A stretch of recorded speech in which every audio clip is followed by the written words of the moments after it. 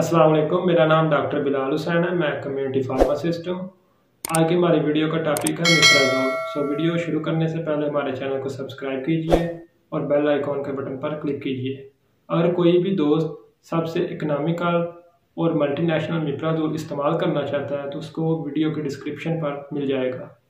मिप्राजोल को mostly prescribe किया जाता है मैदे की तेज़ाबियत के लिए, सीने की जलन के लिए, दांतों के अल्सर के लिए, और अगर कोई लंबे अरसे तक एनसेड की कोई ड्रग इस्तेमाल कर रहा है तो उसके लिए भी मिप्राजोल को प्रिस्क्राइब किया जाता है। इसके अलावा इसको खुराक की नाली की सोजिश के लिए और पेट की तकलीफ के लिए भी इस्तेमाल किया जाता है।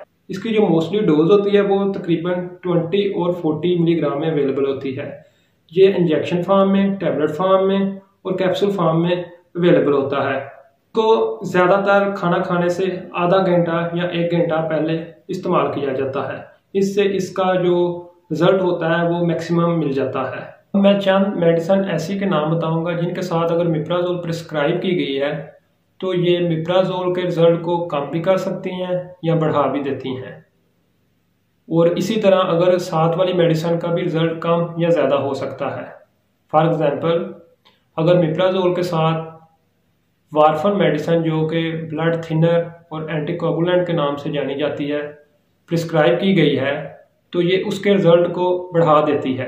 इसी तरह अगर कोई डाइजोक्सिन हार्ट की मेडिसिन इस्तेमाल कर रहा है तो उसको भी मिप्राजोल साथ प्रिस्क्राइब की गई है तो इसको भी कंट्रोल हद तक प्रिस्क्राइब करना चाहिए।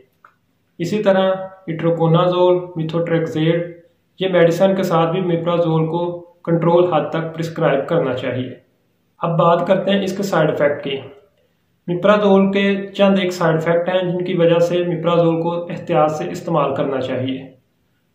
मिप्राजोल के साथ अगर किसी को क्लोपिडिग्रोल मेडिसिन जो कि हार्ट के पेशेंट को के तौर पर प्रिस्क्राइब की जाती है, उसको अगर मिप्राजोल के साथ प्रिस्क्राइब किया गया है तो ये क्लोपिडिग्रोल के रिजल्ट को कम कर देती है।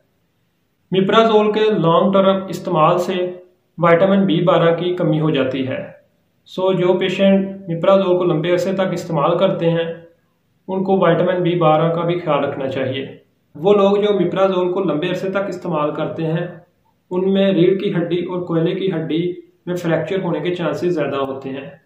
उसकी वजह ये होती है कि आपकी जो हड्डियों में कैल्शियम की मिकदार होती है वो मिप्राजोल के इस्तेमाल से कम जज़ब होती है, जिसकी वजह से आपकी हड्डियों में ऑस्टियोपोरोसिस जैसी बीमारियां जन्म लेती हैं। अब बात करते हैं उन लोगों की जिनको बहुत ज़्यादा एसिडिटी का इशू होता है और उनको मिप्राजोल के साथ कोई भी एंटासिड सिरप या टैबलेट प्रिस्क्राइब की गई है।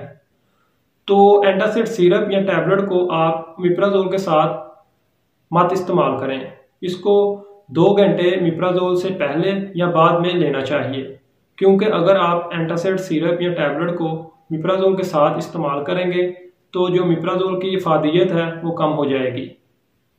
इसी तरह बहुत ही मशहूर मेडिसिन स्क्रॉलफेट, जिनको मैदे में तेज़ाबियत का बहुत ज़्यादा मसला होता है, उनको मिप्राजोल के साथ अक्सर ये भी प्रिस्क्राइब की गई होती है।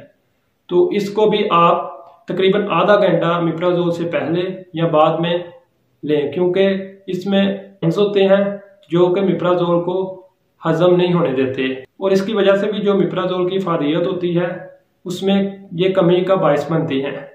जिन पेशेंट में स्क्रॉलफेट मेडिसिन प्रिस्क्राइब की गई है उनको चाहिए कि वो स्क्रॉलफेट मेडिसिन को या मिप्राजोल को आधा घंटा पहले या बाद में इस्तेमाल करें। उम्मीद है कि आज की वीडियो आपको पसंद आई होगी। वीडियो को लाइक और शेयर लाजमी करें। शुक्रिया।